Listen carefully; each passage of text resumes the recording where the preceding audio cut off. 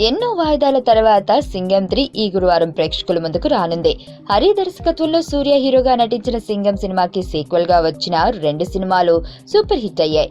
దర్శకుడు హరి గత 2 సినిమాల్లో ఆఖరి అంకాన్ని మరింత ఘనంగా తీర్చిదిద్దాడు. మరి వ్యాయామంతో రూపొందుతున్న ఈ సినిమాకి తమిళంలోనే కాక తెలుగులో కూడా భారీ అంచనాలున్నాయి. తెలుగులో ఈ సినిమాకు దాదాపుగా 20 కోట్ల బిజినెస్ జరిగినట్లు తెలుస్తుంది. ఓ అనువాద సినిమాపై ఇంత పెట్టుబడి పెట్టారు అంటేనే ఈ సినిమాపై బయ్యర్లకు ఉన్న నమ్మకం ఏంటో అర్థం చేసుకోవచ్చు. ప్రోమోస్ తో ఆకట్టుకోలేకపోయిన ఈ సినిమా ఇన్ని వాయిదాల తర్వాత వచ్చి ప్రేక్షకులను మెప్పించగలదా? ఇంతకీ ఈ సినిమా టాక్ ఏంటి?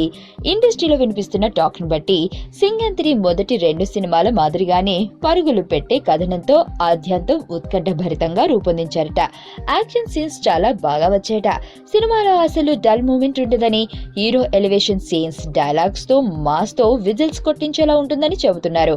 అసలే మాస్ కి నచ్చిన క్యారెక్టర్ కావడంతో ఖచ్చితంగా దీనికి ఓపెనింగ్ ఉంటుంది.